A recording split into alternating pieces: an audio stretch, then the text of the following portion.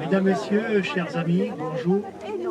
Avant de commencer cette célébration, je souhaiterais accueillir deux personnages, disons, exceptionnels. Murray Godman, qui est parmi nous, et je dirais de façon inattendue, un gunner, c'est-à-dire un mitrailleur qui a, je dirais, vu notre pays de haut, puisqu'il était dans un des avions qui a procédé au parachutage, donc le 14 juillet 1944. Et je voudrais saluer également la présence de Peter Orlando, qui est un ex-GI ayant participé au débarquement donc en Normandie. Voilà, nous sommes réunis autour de cette stèle ici pour traduire avec une grande émotion notre souvenir et notre reconnaissance au sujet du 60e anniversaire d'un épisode de la lutte pour la libération de notre pays. Même si notre région est géographiquement éloignée des théâtres d'opération où se sont déroulés les combats du débarquement, commémorés le 6 juin dernier en Normandie, cela n'enlève rien au rôle capital des actions conduites dans notre région et qui ont efficacement contribué à la victoire contre l'occupant. Il y a 60 ans, 4 jeunes Anglais sont entrés ici dans l'histoire de la libération de notre région et de notre pays. Ils avaient 20 ans. Leur âge aurait dû les conduire à mordre à pleines dents dans les joies de la vie. Mais la situation de l'Europe, soumise à la dictature nazie depuis 4 ans, ne leur a pas permis de vivre leur jeunesse normalement. C'est délibérément qu'ils ont fait le choix de jeter toute leur force, toute leur fougue dans le combat pour la liberté. C'est ainsi que dans la nuit du 6 au 7 mars 1944, Richard Pinder, Gaston Collin, Richard et Édouard Meyer ont été parachutés ici même et ont posé le pied sur le sol de France parmi les genévriers qui nous entourent pour participer aux luttes menées par la résistance. Ils s'étaient engagés dans une unité spéciale de l'armée britannique, le SOE, excusez mon accent, Special Operation Executive, section F, commando Buckmaster, du nom de leur commandant, pour répondre à leur idéal de liberté et de lutte contre le nazisme. Le SOE fut créé par Churchill le 22 juin 1940, au moment le plus sombre de la guerre, où la Grande-Bretagne luttait seule contre l'ennemi. Ce fut l'une des plus grandes créations de la Deuxième Guerre mondiale, avec comme directive de coordonner toutes les actions de subversion et de sabotage contre l'ennemi. La consigne de Churchill était claire: mettre le feu à l'Europe, véritable acte de foi dans la force et l'esprit de résistance. L'esprit de résistance, nos amis y étaient parfaitement préparés. Et on peut dire qu'ils se sont parfaitement fondus dans les réseaux de résistants français. Je dirais même qu'ils sont complètement entrés dans la famille de la résistance française, tout au long de leur mission que leur état de service retrace fidèlement. Chère Caroline, c'est avec une pensée toujours fidèle et affectueuse que nous évoquons le souvenir de votre père, Richard Pinder, qui, lors de sa mission ici, fut chargé de la formation des spécialistes en armes et en explosifs dans les départements du sud de la France où opèrent les groupes Véni, le Tarn, les Hautes-Pyrénées, le Lot-et-Garonne et bien sûr le Lot, où il tomba aux mains des Allemands en mai 1944. Il fut porté disparu après sa déportation chez les Sudètes et ne rejoindra l'Angleterre que le 14 juillet 1945. Après la période de guerre, il viendra s'installer en région parisienne et à s'insérer, guidé par son attachement à notre pays. Richard Pinder, lieutenant de la Royal Artillerie, est cité à l'ordre de l'armée en des termes élogieux avec attribution de la Croix de guerre avec palme. Richard Pinder, décédé des suites d'une longue maladie en 1981, a demandé que ses cendres soient dispersées dans ce lieu. C'est dire l'attachement qu'il portait à la terre qu'il est venu libérer. Cher Gaston, si tu le permets, je vais retracer les principales étapes de tes missions. Gaston Collin, ici présent, fut parachuté une première fois le 12 juin 1943 dans la région de Versailles et assura la liaison radio avec Londres pour plusieurs réseaux de la région parisienne et de la Beauce pendant plusieurs mois jusqu'au moment où des arrestations étant venues démanteler les réseaux avec lesquels il opérait, et lui-même étant traqué par la Gestapo, il regagna l'Angleterre après pas mal de péripéties, notamment en Espagne, où il fut incarcéré pendant 2 mois. Ces mésaventures ne s'arrêtèrent pas là. En effet, son retour en Angleterre parut suspect à certains, qui se demandaient comment il avait pu échapper à la Gestapo alors que beaucoup autour de lui étaient tombés. Aussi dut-il subir de longs interrogatoires conduits par ses propres supérieurs hiérarchiques pour faire la démonstration qu'il n'était pas un agent retourné. La méfiance poussée à ce niveau montre combien le risque et le danger étaient présents sous toutes leurs formes et à tous les instants pour les membres de ces commandos. Mais cela n'a pas entamé la détermination de Gaston Colline pour continuer le combat qu'il avait entamé. C'est ainsi qu'il fut parachuté une deuxième fois, le 6 mars 1944, ici même. Sa mission était d'obtenir des parachutages de matériel pour les maquis de la région de Figeac.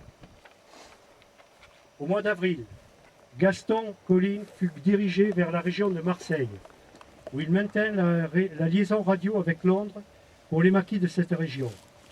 Il prit une part active aux opérations de libération de Marseille, notamment lors de la reddition de la garnison allemande.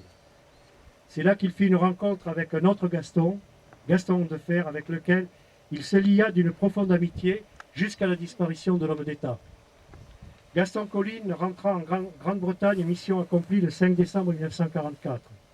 Mais son attachement à notre pays le conduira à s'installer à Paris où il vit aujourd'hui. Gaston Colline est chevalier de la Légion d'honneur à titre militaire, titulaire de la Croix de guerre avec palme et de la Military Cross britannique pour fait de guerre. Richard et Édouard Meyer, eux, avaient été parachutés ici pour des raisons que l'on pourrait qualifier de commodité. Leur mission étant de soutenir les maquis de la Creuse, ils rejoignirent ce département dans les semaines suivant leur parachutage. Malheureusement, Richard et Édouard Meyer nous ont quittés ces dernières années. Ces états de service, même raccourcis, montrent l'ampleur de l'action menée par nos amis. Avant de conclure, je souhaiterais un moment très particulier et personnel à ma sœur et à moi, vous me le pardonnerez, lié à ces événements. En effet, aussitôt après leur parachutage, le problème de l'hébergement de nos amis est posé. Notre père, Charles Gambade, qui faisait partie du comité d'accueil, comme Henri Gambade et d'autres, et ici présents, s'est proposé, notre père étant bien sûr spontanément d'accord. C'est ainsi que pendant près d'un mois, nos 4 amis ont regardé vivre l'avenue des Maquis, mais qui était plutôt l'avenue des Tuileries à l'époque, derrière les rideaux des fenêtres de la maison. Je souhaitais évoquer simplement cette situation pour rendre hommage à nos parents. Je terminerai mon propos en citant un texte que j'ai relevé dans un document de l'association SOE. Rien n'aurait été possible sans l'immense dévouement, courage et sacrifice de la résistance française. Mais ces efforts n'auraient pas non plus abouti et pris une importance militaire sans l'aide fournie par le SOE et ses volontaires et ceux qui ont souffert et donné de leur vie pour la cause.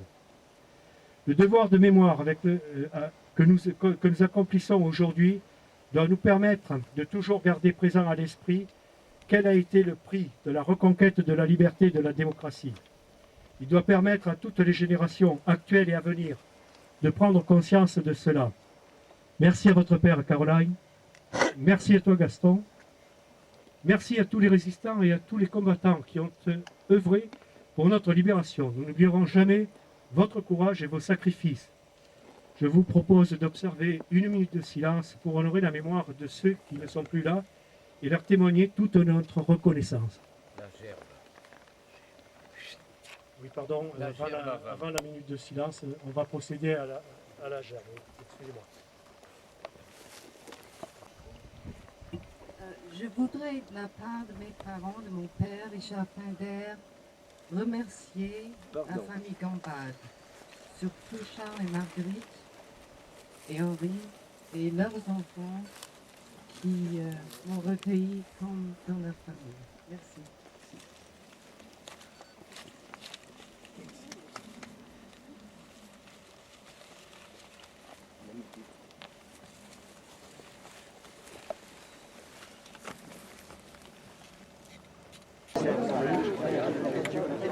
Did you understand everything he said in French? You're a mission. C'est lui. Je vais faire passer tout le monde une autre nation.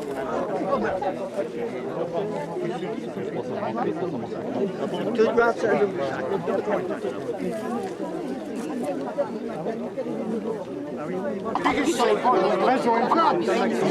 Ah, ça doit être le monsieur qui fait une photo là. Ah, ça, j'ai pas une photo. Ça va. Prenez Claire avec, ça sera le souvenir pour elle, elle l'appréciera plus tard. Moi je vais prendre avec le mien aussi, comme ça je te ferai développer avant. C'est pas long.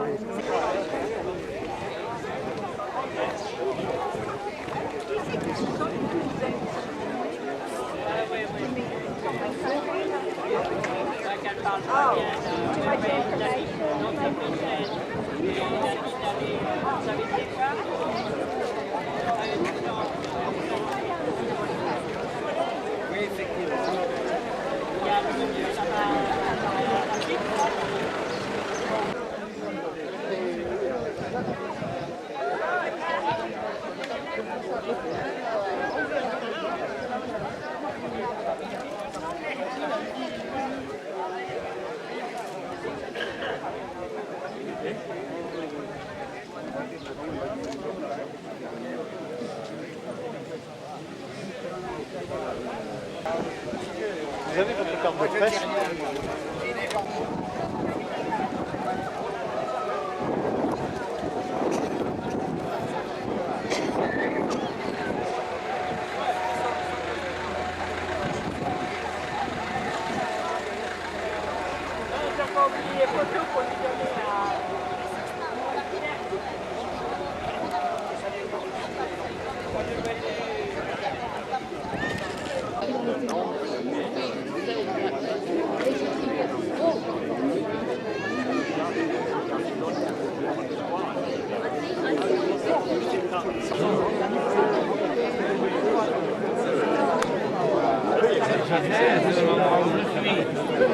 Oh mais je peux être témoin.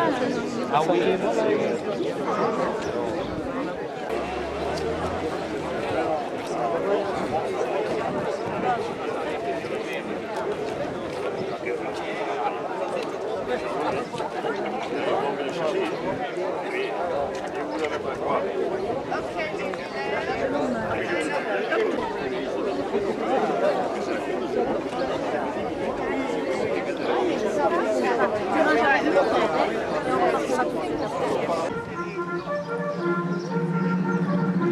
Alors je pleure. Oh là là.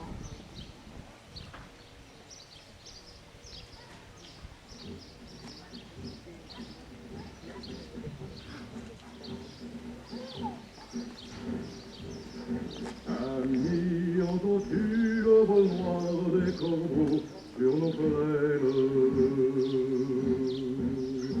Ami, entends-tu le cri sourd du pays qu'on enchaîne? Oh, et partisans, ouvriers, paysans, c'est l'alarme. Descendez des collines, camarades, sortez de la paille les fusils, la mitraille, les grenades. Oh, et les tueurs à la balle et au couteau, tu évites. Oh, et saboteur, attention à ton fardeau, dynamite. C'est nous qui brisons les barreaux des prisons pour nos frères. La haine aux trousses et la faim qui nous pousse, la misère. Il y a des pays où les gens au creux du lit font des rêves. Ici, nous vois-tu, nous on marche et nous on tue, nous on crève. Ici, chacun sait ce qu'il veut, ce qu'il fait quand il passe. Ami, si tu tombes, un ami sort de l'ombre à ta place. Demain, du sang noir séchera au grand soleil sur les routes. Chantez, compagnons, dans la nuit, la liberté nous écoute. Amis, entends-tu les cris sourds du pays qu'on enchaîne?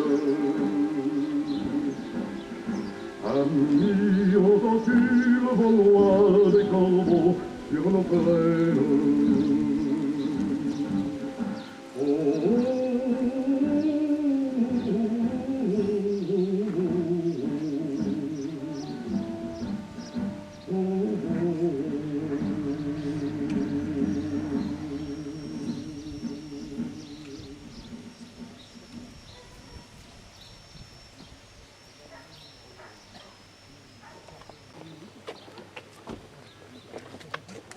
Mesdames, Messieurs, en tant que directrice du service des anciens combattants, je suis là pour remettre quelques distinctions à des personnalités qui, depuis plus de 20 ans, ont apporté un soutien fidèle et pérenne au monde combattant et à la mémoire, notamment dans notre département. Pour cela, l'Office national a créé la médaille Mémoire Solidarité qui va être de couleur argent pour ces personnalités qui donc se sont consacrées pendant plus de 20 ans à la mémoire dans notre département. La première personnalité qui a été distinguée, c'est vous, Madame Hilaire. Madame Hilaire, chère Madame, vous êtes l'épouse du Major Hilaire, dont on a rapporté l'histoire tout à l'heure, parachuté le 7 janvier 1944 sur le poste de Carénac. Vous et votre époux avez particulièrement aimé notre région. Vous avez acquis un petit cottage, je dirais, à Magnague, en 1971. Vous participez, Madame Hilaire, très fidèlement, depuis plus de 20 ans, avec vos enfants, et depuis cette date, à toutes les cérémonies commémoratives de notre département, notamment le parachutage à Seine, le parachutage de l'Obressa. Pour votre soutien et votre participation fidèle à ces commémorations, le directeur général de l'Office national vous décerne la médaille d'argent Mémoire Solidarité de son établissement.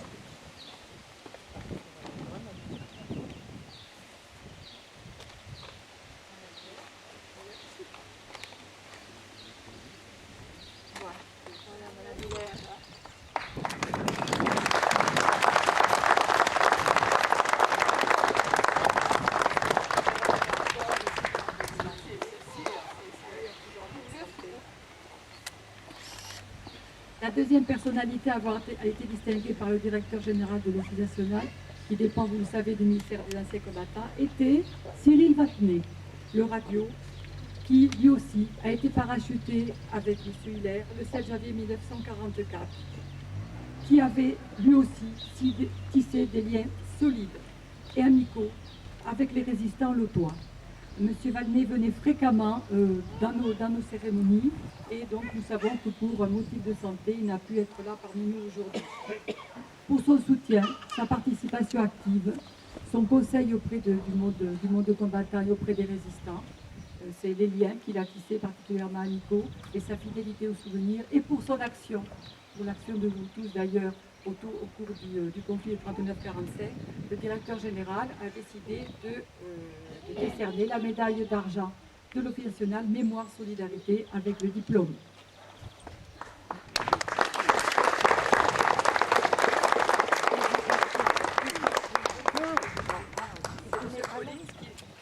C'est M. Collins qui est chargé de lui remettre.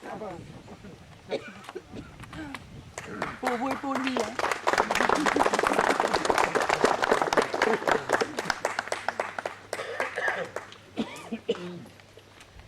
Monsieur Collins, cher monsieur, nous vous connaissons. Vous faites partie de la deuxième équipe du SOE, parachutée sur le col du Carénac en mars 1944. Il a été rappelé tout à l'heure et en détail, et avec une belle vérité, toute votre action incomparable, qui a dû être d'ailleurs félicitée par l'attribution, je suppose, de la Légion d'honneur. Nous vous en félicitons. Comme le Major Hilaire et comme Cyril Vattenet, vous avez également tissé des liens tout particuliers avec le monde combattant et avec les résistants lotois. Pour votre fidélité aux cérémonies concernant le parachutage de l'Oubresac, votre attachement à la mémoire et votre action au cours du conflit de 1939-1945, le directeur général de l'Office national a le plaisir de vous remettre la médaille d'argent Mémoire Solidarité, qui récompense plus de 20 ans, je pense qu'ils y sont, donc de votre action de soutien au monde combattant lotois.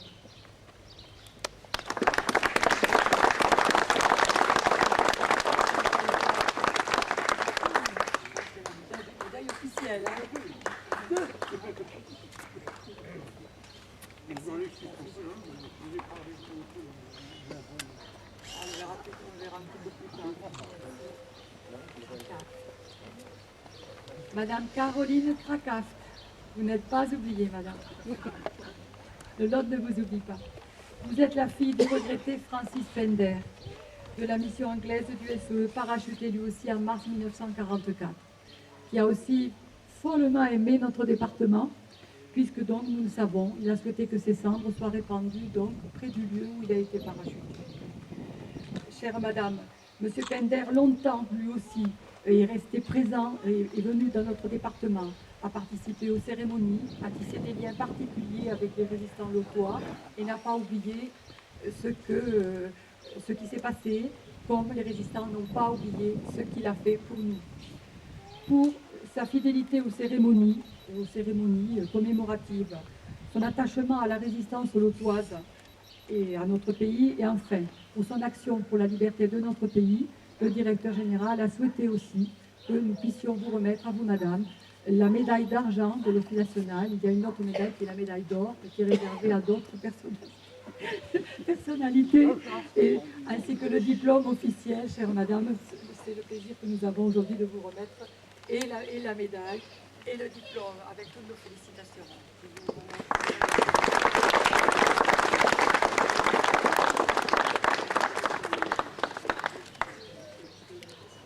Enfin, nous avons un citoyen américain, célèbre maintenant, mais très modeste.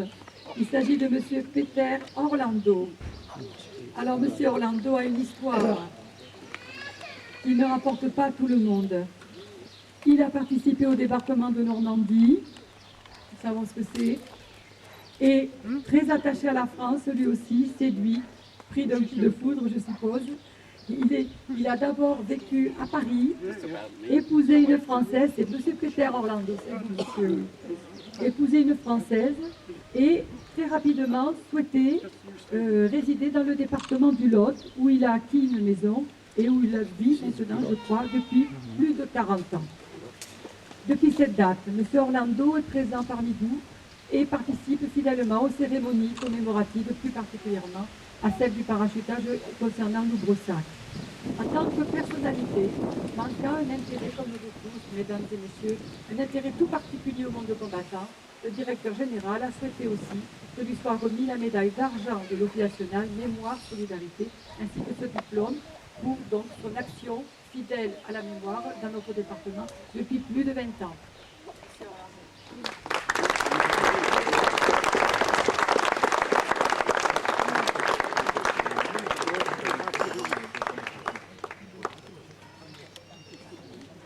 Alors, mesdames et messieurs, il semblerait que j'oublie quelques personnalités. J'essaierai de remédier à cet oubli très prochainement. Voilà. Merci beaucoup. Merci à vous tous.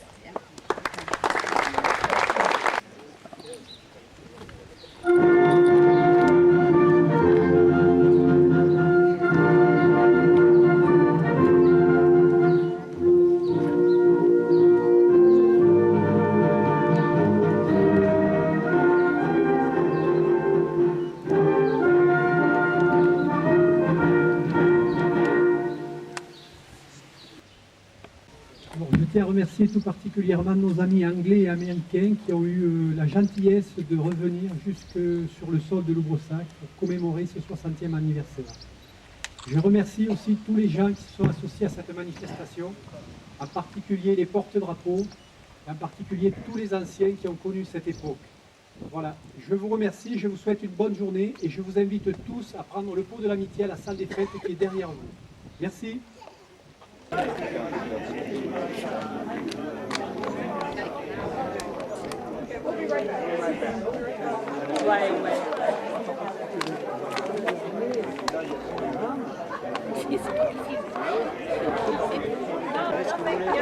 Ouais, il était déjà vite. Il expliquait 3 fois par jour.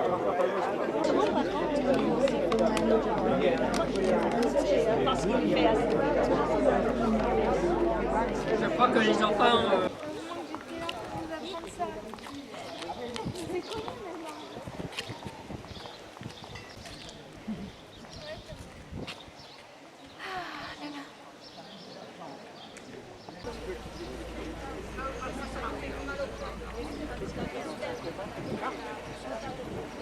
Et les pensions. Oui. Moi j'ai une pension beaucoup de ça. Mais qui était versée par les autorités françaises. Non. Alors ils sont venus, je les ai vus, ils voulaient que je le verse avant, eux ils me le versent.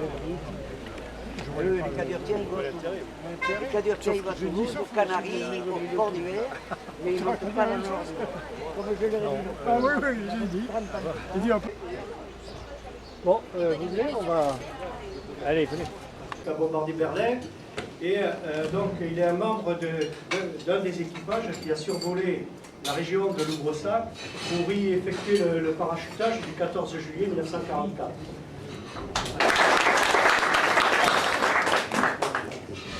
I just found out about this meeting about 10 days ago. J'ai découvert cette réunion il y a 10 jours seulement. I did 35 missions, mainly bombing Germany, and we flew about 25,000 feet, which is 5 miles up in the air. Those missions. J'ai fait environ 35 missions à bombarder, surtout en Allemagne, et d'habitude on volait à 25 000 mètres, c'est-à-dire pied, pardon, pied.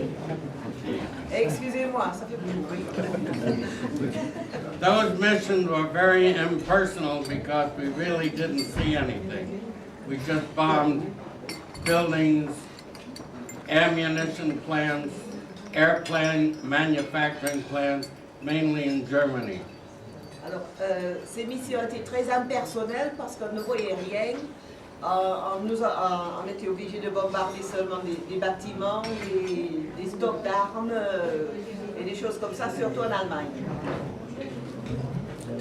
I was in the 447th Bomb Group, which was stationed in a little village called Rattleston, England, which was in the East Anglia, where all the air bases were. J'étais basée à la 447e,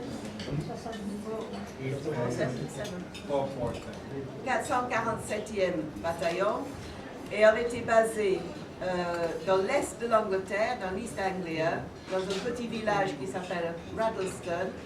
Et d'ailleurs, tous les bombardiers étaient stationnés dans cette région-là, dans l'Angleterre. My first mission was to Berlin, and that was my initiation to Air Force bombing. But I'm very interested in coming here because we flew these big bombers in this hilly country at 5,000 feet, which is very low for that type of an airplane. Alors, d'habitude on volait très haut, mais la mission ici, c'était la première fois que je venais ici, et on a volé beaucoup plus bas, on a volé à 5000 pieds, qui est très bas par rapport à ce qu'on faisait d'habitude, et on voyait les personnes en bas, on voyait en bas.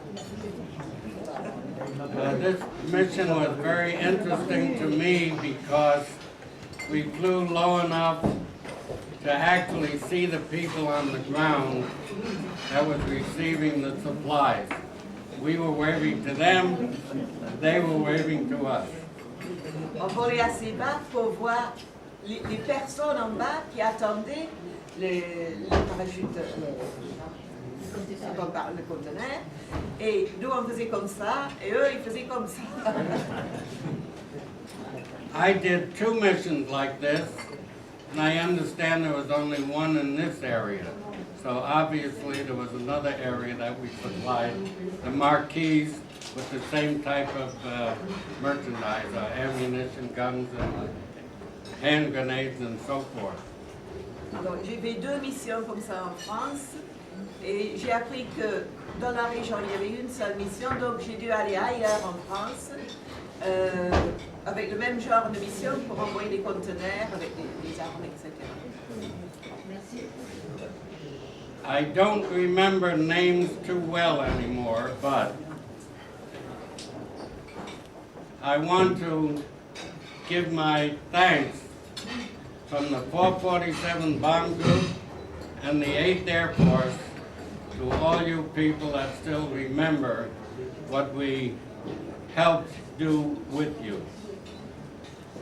Je me rappelle plus très bien des noms, mais je veux remercier tous les gens qui se rappellent de nous et de nous dans la 447e compagnie, 447e. Et la 8e, non, la 8e aviation, la 8e groupe de l'aviation. Demandez-lui combien de camarades sont restés dans les missions.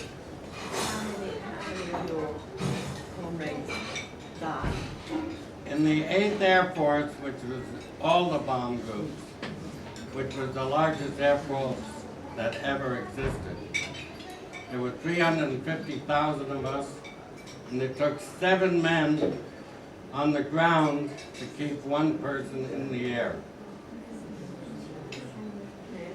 On my particular crew, we lost 3 got killed the first mission, and 2 others got wounded, and we picked up replacements. The 8th Air Dans mon groupe, à la première mission, il y avait 3 de tués et 2 de blessés. Alors après, on a pris des remplaçants. The 8th Air Force lost 26,000 killed. Alors la 8e groupe de l'aviation, la 8e armée de l'aviation a perdu 26 000 hommes. And 28,000 was either shot down, wounded, or ended up as prisoners of war. Et en plus de ça, 28 000 étaient soit descendus, soit capturés, et ont fini au terminé comme prisonniers de guerre. All us flyers were in the age bracket of 18 to 22 years old. My tail gunner was 26 years old, and we called him the old man. Tout le monde avait entre 18 et 22 ans. Il avait un canonnier qui avait 26 ans et on l'appelait le vieux.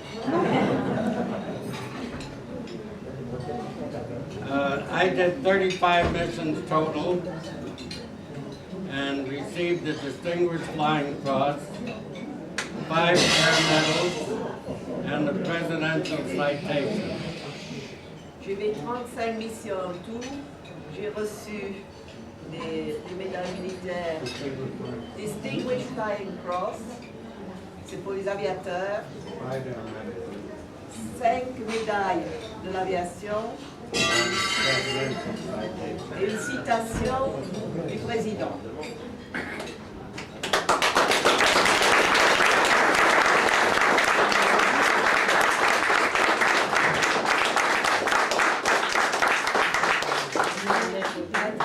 I personally think that we should have gotten into the war after Germany took Poland. I think we waited much too long. It would have been a lesser loss of lives, and the war would have been over much sooner. Ils pensent que les Américains auraient dû rentrer dans la guerre après l'attaque sur la Pologne par l'Allemagne, que la guerre aurait terminé beaucoup plus vite et qu'il y aurait eu moins de vies perdues. Yes.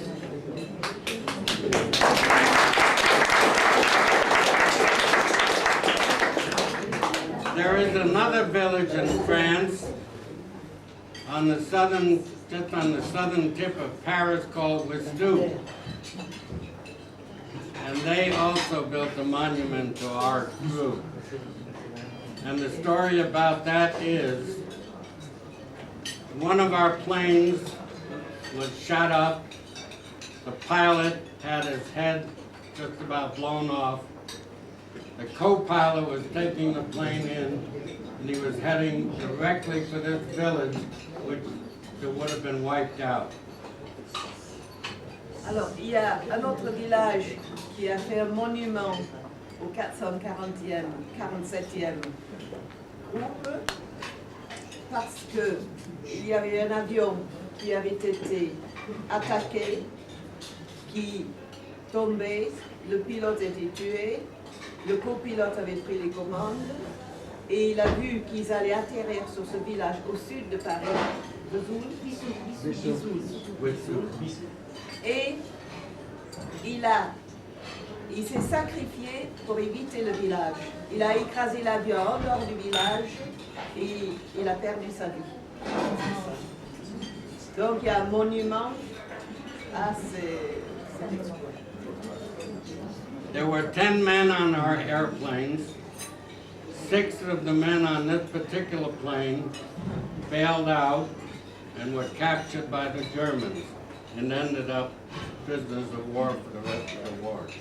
Il y avait 10 hommes dans l'avion, il y en a 6 qui ont sauté en parachute.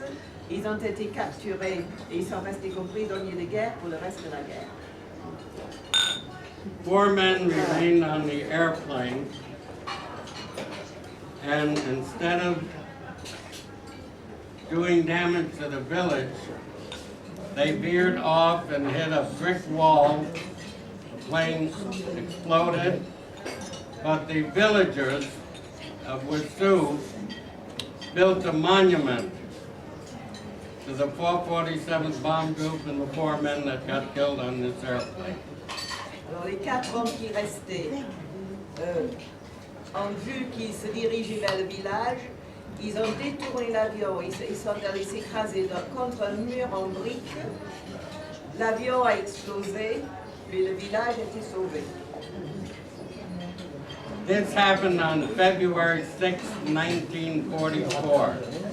C'est le 6 février 1944. On the closest Sunday to February 6th, the whole village celebrates this particular event. They built a monument to these 4 people that got killed. Tout le village fête le souvenir de cet événement, le dimanche le plus proche du 6 février, et ils ont construit un monument pour ces 4 hommes qui se sont sacrifiés pour le village. Every year they celebrate this event, and I've been there 3 times, and it's very wonderful that you French people still remember what we've done in assisting you during World War II. Alors cet événement se passe tous les ans, moi j'y ai assisté 3 fois, et c'est formidable qu'il y a tous ces gens qui se rappellent qu'on a fait ça pour les Français.